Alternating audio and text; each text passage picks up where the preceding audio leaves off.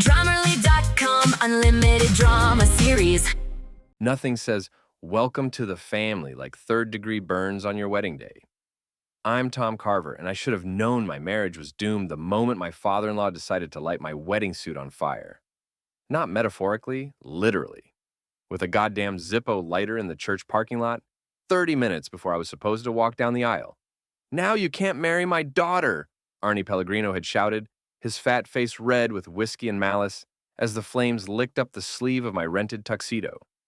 The smell of burning polyester filled the humid August air, while wedding guests scattered like startled pigeons. I remember hitting the pavement hard, my vision going black as the fire department sirens wailed in the distance. When I came to, half the town was staring down at me with a mixture of pity and morbid curiosity. Marta, my bride-to-be, was crying those perfect tears that somehow made her mascara run in just the right way to look tragic rather than messy. "Tom, baby, are you okay?" she'd whispered, kneeling beside me in her $1,000 dress. But I wasn't looking at her. I was staring at Arnie, who stood 20 feet away, still holding that damn lighter, grinning like he'd just won the lottery. That's when something cold and hard settled in my chest. Not love, not forgiveness. Something darker. Revenge. The wedding went on, of course, Marta insisted. "We can't let Daddy's little tantrum ruin our special day," she'd said, as if attempted arson was just a quirky family tradition. I wore a borrowed suit that smelled like mothballs and was 2 sizes too big, but I said my vows. I promised to love, honor, and cherish Marta Pellegrino until death do us part. I should have added, or until I destroy your entire family to those vows. Would have saved everyone sometime. That was 5 years ago. 5 years of being the underdog husband in a town where the Pellegrino name opened doors and the Carver name got you shown to the back entrance. 5 years of Arnie's constant sabotage, his snide comments at family dinners, his deliberate attempts to undermine everything I tried to build. I work logistics for a shipping company. Nothing glamorous, but I'm good at it. I understand systems, how things connect, how one small change can create a cascade of consequences. Arnie never understood that about me. To him, I was just the blue-collar nobody who somehow tricked his precious daughter into marriage. Marta worked in advertising, all sharp suits and sharper smiles. She was beautiful in that calculated way that takes 2 hours every morning to achieve. The kind of woman who looked perfect in photos and knew exactly which angle showed off her best features. When we met, I thought I'd won the lottery. A logistics supervisor landing a woman like that? It felt like a miracle. Now I know it was more like a curse. The first sign something was wrong came about 6 months ago. Marta started working late. A lot. "Big campaign for the Morrison account," she'd explain, breezing through the door at midnight with her lipstick still perfect and her story already rehearsed. Then came the secret texts. The phone calls she took in the bathroom. The way she'd flip her phone face down whenever I walked into the room, like she was protecting state secrets instead of planning surprise parties. "You're being paranoid, Tom," she'd say when I asked about it. "You know how stressful work has been. But I'm good at logistics, remember? I notice patterns. I track details. And the details were starting to paint a picture I didn't like." The breaking point came last Tuesday. Marta had left her iPad on the kitchen counter, and a notification popped up. A message preview that made my blood run cold. "For G, can't wait to see you tonight. XOXO. Attached was a photo that left nothing to the imagination. I stared at that screen for a long time, my coffee growing cold in my hand. 5 years of marriage, 5 years of putting up with Arnie's bullshit, of being the joke at every family gathering, of pretending I didn't notice the way people looked at us like our relationship was some kind of cosmic mistake. And now this. I could have confronted her right then, could have screamed and thrown things and demanded an explanation. But that's not how logistics work. You don't react emotionally to a problem. You gather data, you analyze the situation, you plan your response. So instead, I took a photo of the screen with my phone. Evidence. Then I went to work like nothing had happened. But something had happened. Something fundamental had shifted in the machinery of my life. Marta thought she was playing me for a fool, and maybe she was right. But she'd made one crucial mistake. She'd forgotten that fools can be dangerous when they finally stop playing along. I need you to follow my wife. The words tasted like ash in my mouth, but I forced them out anyway. Across the desk, Rick Santangelo, Slick Rick to his friends, raised an eyebrow that had seen better decades. His office smelled like stale cigarettes and broken dreams, which seemed appropriate for the conversation we were having. Cheating spouse, Rick asked, already reaching for his standard contract forms. He'd done this dance before. That's what I'm paying you to find out. Rick was the kind of private investigator you find in the yellow pages, not the movies. Balding, overweight, with a mustache that belonged in a 1970s porno. But he came recommended by my buddy Dwayne, who'd used him during his own divorce proceedings. My rate is $250 a day, plus expenses, Rick said, sliding the paperwork across his desk. Most cases like this, I get what you need in about a week. Take your time, I told him. I want everything. Photos, recordings, names, places, times. I want to know what she had for breakfast and who she texted about it. Rick's other eyebrow joined the first one. That's thorough. I'm a thorough guy. What I didn't tell Rick was that I'd already started my own investigation. The photo on Marta's iPad had been just the beginning. Over the past week, I'd been tracking her movements, cross-referencing her late nights at the office. With the actual office schedule, I'd sweet-talked out of her assistant, a sweet kid named Amy, who thought I was planning a surprise for my wife. The office had been dark every single night. Marta claimed to be working late. I'd also been paying attention to the social dynamics at the country club events Marta dragged me to. The way certain people looked at us. The conversations that stopped when I walked into a room. The knowing glances between Marta's friends Trish and Jenny. Trish Kowalski was Marta's work friend. A bottle blonde with a voice like nails on a chalkboard, and a talent for gossip that bordered on supernatural. Jenny Martinez was the enabler, the one who always had an excuse ready for whatever Marta was doing. Together, they formed a triangle of complicity that I was just beginning to understand. But the real revelation came at the Morrison Industries summer barbecue, 3 days after I'd hired Rick. I was standing by the beer cooler, trying to look invisible in my off-the-rack khakis and polo shirt, when I overheard Trish talking to a group of women near the pool. I'm just saying, Marta's been glowing lately, Trish was saying, her voice carrying that particular tone women use when they're about to share something delicious.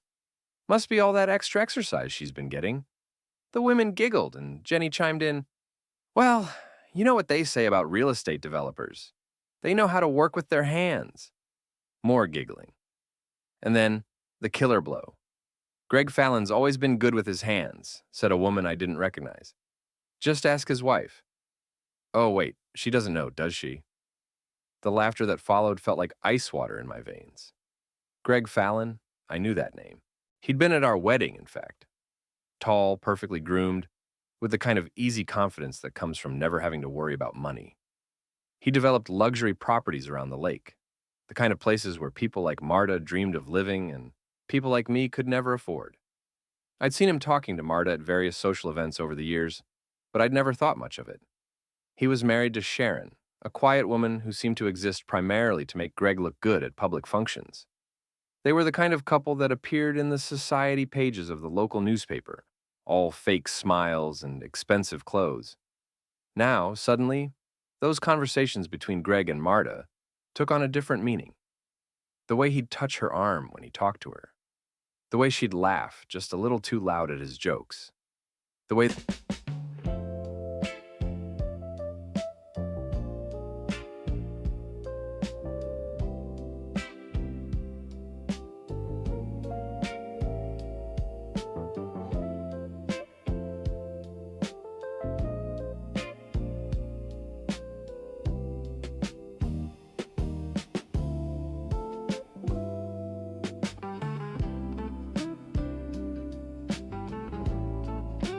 They'd both find excuses to step away from their respective spouses at the same time. I was so lost in this revelation that I almost didn't notice when Greg himself appeared at my elbow. Tom, right? He said. extending a hand that had probably never done an honest day's work in its life. Greg Fallon. I don't think we've been properly introduced. We met at my wedding, I said, shaking his hand and resisting the urge to squeeze hard enough to break something. 5 years ago? Right, of course. His smile was perfect, practiced. How's the logistics business treating you? Can't complain. I took a sip of my beer, studying his face. How's real estate? Booming. Actually, I've been meaning to talk to you about that. Marta mentioned you might be interested in upgrading your living situation. That was news to me. Our house was modest but comfortable, and we'd never discussed moving. But I just nodded and said, always open to hearing about opportunities. Great. I've got a development going up on the north shore of the lake. High-end stuff. Might be perfect for a young couple looking to make a statement. The way he said young couple made my skin crawl, like he was talking about strangers instead of my wife and me. Sounds expensive, I said. Well, for the right buyer, I'm sure we could work something out. Maybe Marta and I could discuss the details over lunch sometime. And there it was, right out in the open, with his wife 20 feet away and mine laughing with her friends by the pool. The sheer audacity of it was almost impressive. I'll mention it to her, I said, keeping my voice level. You do that. Greg's smile never wavered. I think she'd be very interested in what I have to offer. I watched him walk away, rejoining his wife with the same easy confidence he'd shown while essentially propositioning mine in front of me. The bastard wasn't even trying to hide it anymore. That's when I knew Rick's investigation was going to confirm what I already suspected. The question wasn't whether Marta was cheating. The question was what I was going to do about it. My phone buzzed with a text message. Marta, working late again tonight. Don't wait up. Love you. I looked across the yard to where she was standing with Trish and Jenny, her phone in her hand, not even bothering to look in my direction as she sent her lie. Love you too, sweetheart, I thought. But not for much longer. Rick's report arrived on a Thursday morning, delivered in a manila envelope that felt like it weighed 1,000 pounds. I sat in my truck in the shipping company parking lot, staring at the envelope for a full 5 minutes before I worked up the courage to open it. The photos were worse than I'd imagined. Marta and Greg at his lake house, her legs wrapped around his waist as he pressed her against a sliding glass door.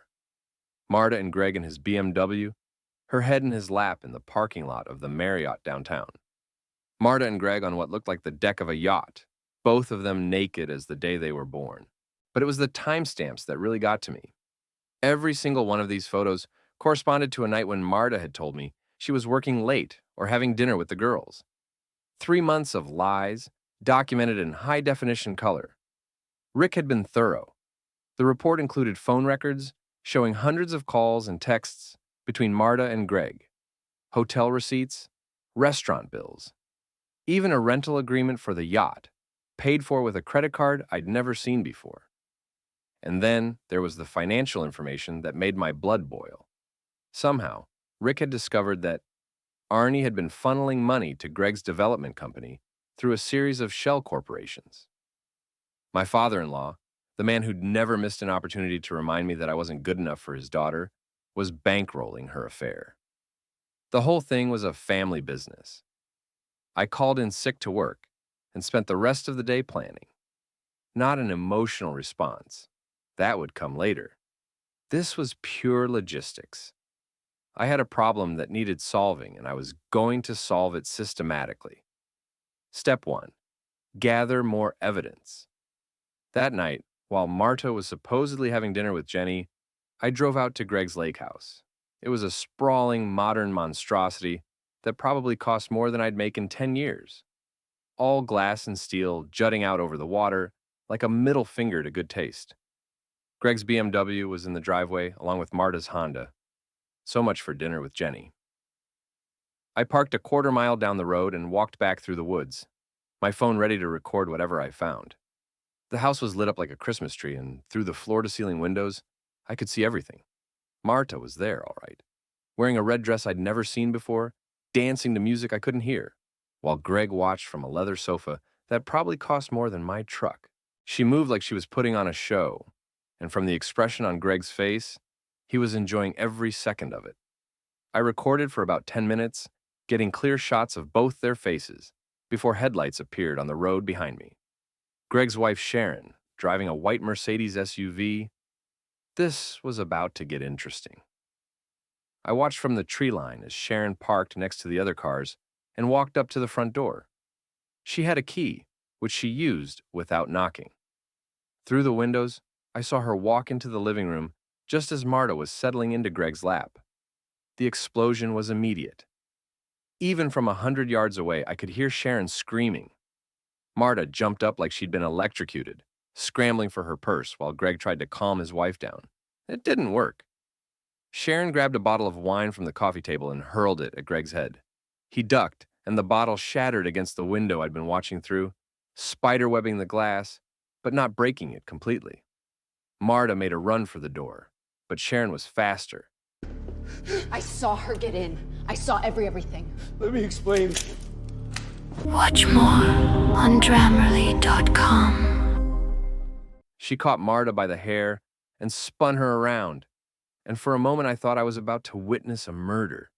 But Sharon just slapped her once, hard enough that the sound carried across the water, and then shoved her toward the door.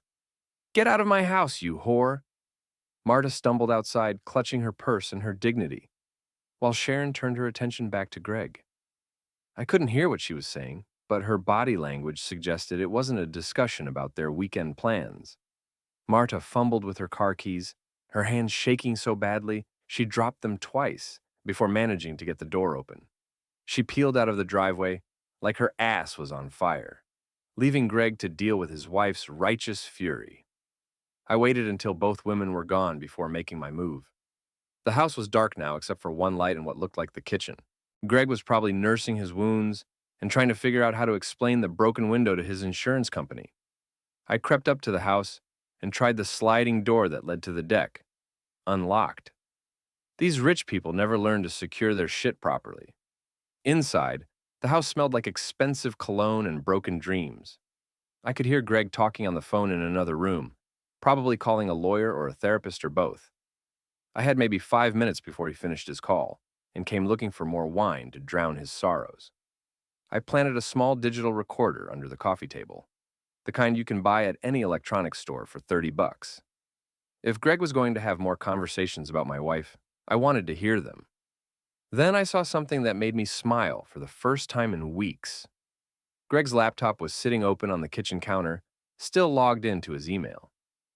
I quickly scrolled through his recent messages, taking photos of anything that looked interesting. Love letters to Marta, business correspondence with Arnie, financial documents that showed just how much money was changing hands. But the real gold mine was in his sent folder. Messages to other women. Lots of other women.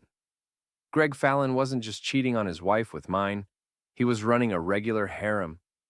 Photos, explicit messages, hotel reservations. This guy was a serial adulterer, and he'd been stupid enough to document everything. I heard footsteps approaching the kitchen and quickly closed the laptop. Time to go. I slipped back out through the sliding door and made it to the tree line just as Greg walked into the kitchen. He stood there for a moment, looking around like he sensed something was wrong, then grabbed a bottle of whiskey from a cabinet and headed back toward the living room. Amateur. In logistics, we call that poor situational awareness. I made it back to my truck without incident and drove home, my mind already working on step 2 of my plan. I had evidence now, lots of it. But evidence was just ammunition. I needed a target. Marta was already home when I arrived, sitting at the kitchen table with a cup of tea and a story ready. Jenny wasn't feeling well, so we cut dinner short, she said without looking up from her phone. How was your evening? Quiet, I said, hanging my keys on the hook by the door. Watched some TV, went to bed early. She nodded absently, still focused on her phone.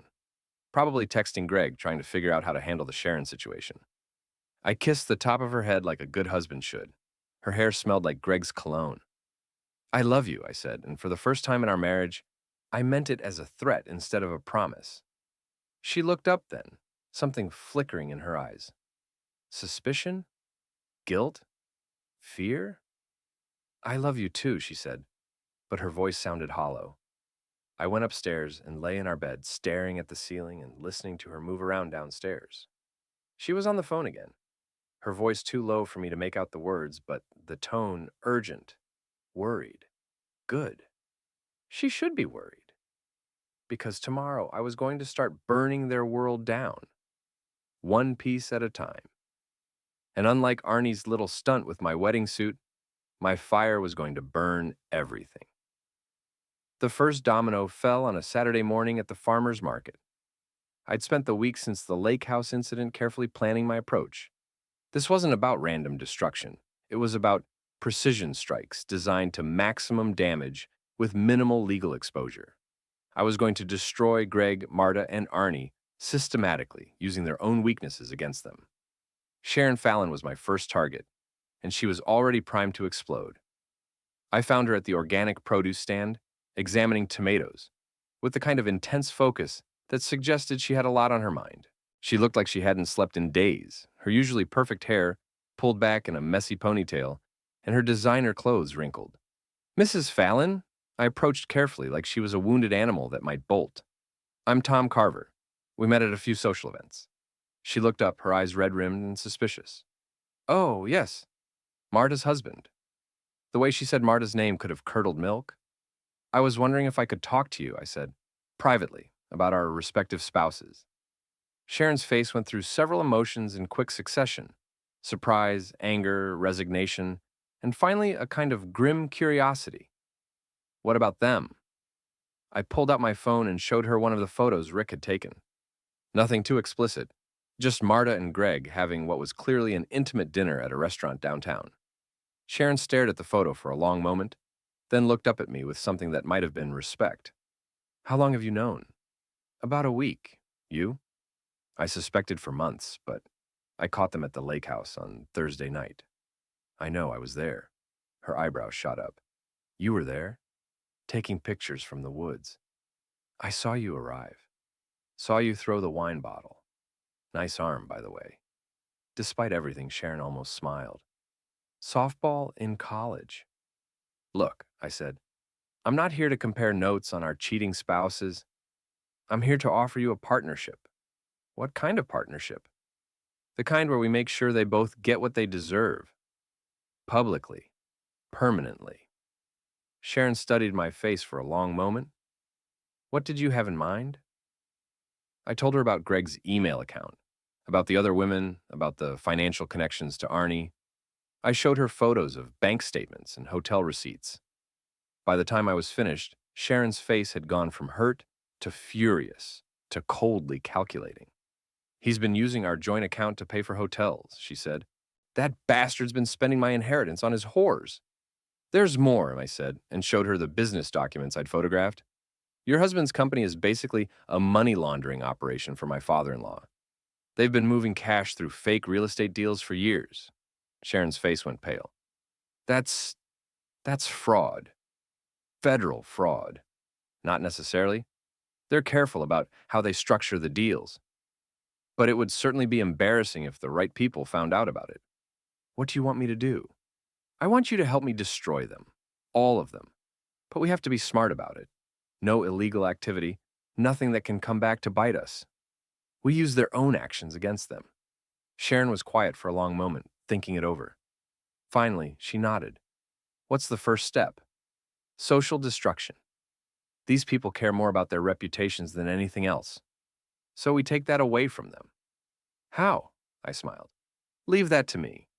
But I'm going to need you to play the part of the devastated wife for a few more days." "Can you do that?" "I've been playing that part for years," Sharon said bitterly. "What's a few more days?" The second domino fell the following Tuesday at the monthly Chamber of Commerce dinner. It was one of those events where all the local business owners got together to pat themselves on the back and pretend they were pillars of the community. Arnie never missed one. It was his chance to hold court and remind everyone how important he was. I'd never attended before, but I made a special exception this time. I even wore my best suit, the one I'd bought to replace the one Arnie had burned. Arnie was at his usual table near the front, surrounded by his usual crowd of sycophants and hangers-on. Greg was there too, looking nervous and checking his phone every few minutes. Marta was at the advertising agency's table across the room, pointedly not looking in Greg's direction. The keynote speaker was some boring economist talking about market trends, but I wasn't there for the entertainment. I was there to light a fuse. During the cocktail hour before dinner, I made my way over to Arnie's table. "Evening, Arnie," I said, pulling up an empty chair without being invited.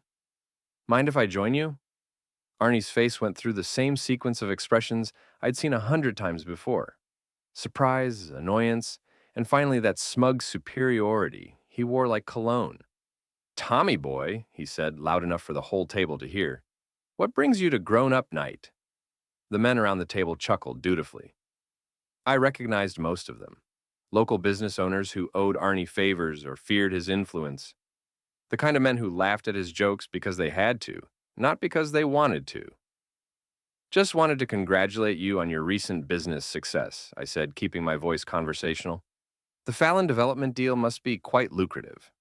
The chuckling stopped. Arnie's smile flickered. "I don't know what you're talking about." "Sure you do. The shell company deals, the cash transfers, the way you've been washing money through Greg's real estate projects for the past 2 years."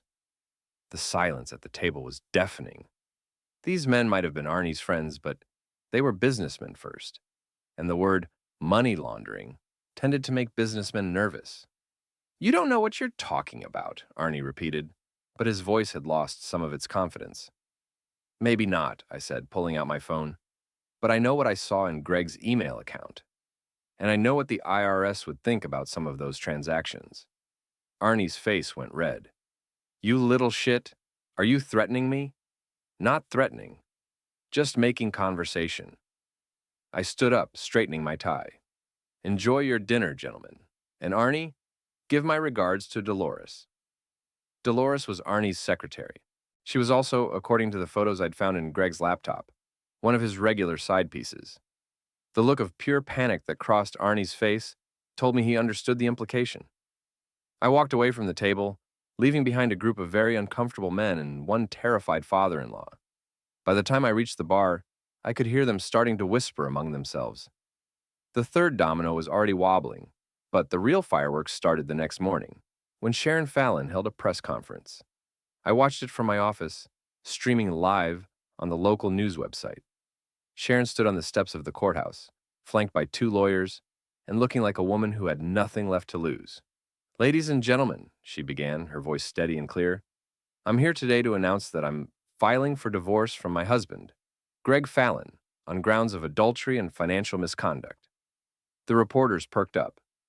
Divorce announcements weren't usually press conference material. "Furthermore," Sharon continued, "I'm calling for a full investigation into Mr. Fallon's business practices, specifically his relationship with several local investors and the questionable nature of many of his real estate transactions." She held up a folder thick with documents. "I have evidence of multiple extramarital affairs, including an ongoing relationship with Marta Carver, the wife of a local logistics manager. I also have evidence suggesting that Mr. Fallon's company has been used as a vehicle for questionable financial arrangements with local business leaders." The camera zoomed in on Sharon's face as she delivered the killing blow. "I'm also announcing that I'm offering a reward of $50,000 for any information that leads to criminal charges against my husband or his business associates." The press conference ended with Sharon walking away, ignoring the shouted questions from reporters. But the damage was done. Within an hour, the story was all over social media. Within 2 hours, it was picked up by the regional news networks.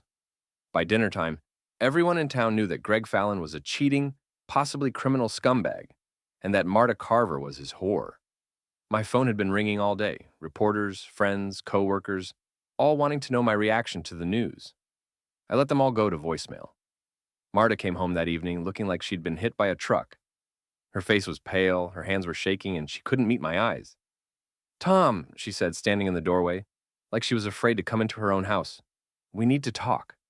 "Do we?" I was sitting at the kitchen table, eating a sandwich and reading the news coverage on my tablet. "About what?" About what Sharon said today." "You mean about you fucking Greg Fallon?" "What about it?" The words hung in the air like smoke from a house fire. Marta's face crumpled, and for a moment, I almost felt sorry for her. Almost. It's not, it's not what you think, she said. Really? Because I think you've been cheating on me for months with a married man while your father bankrolled the whole thing. Am I wrong? Marta opened her mouth, then closed it again. What was she going to say? That it was all a misunderstanding? That Sharon was lying? That the photos and emails and hotel receipts were all fake? How long have you known? She asked finally. Long enough. Why didn't you say anything? I looked up from my tablet, meeting her eyes for the first time since she'd come home. Because I was planning this, I said simply. All of it. Sharon's press conference, the investigation, the public humiliation. I've been planning it for weeks. Marta's face went from pale to gray. You orchestrated this? Every bit of it. And this is just the beginning. She stared at me like she was seeing a stranger. Maybe she was. What do you want? She whispered. I want you to pack a bag and get out of my house, I said. Tonight, don't come back. Tom, please. We can work this out. We can go to counseling. We can... No, I said, standing up. We can't. Because in about an hour, Channel 7 is going to run a follow-up story about Greg's other affairs. And tomorrow, the Tribune is going to publish a detailed investigation into his business dealings with your father. And by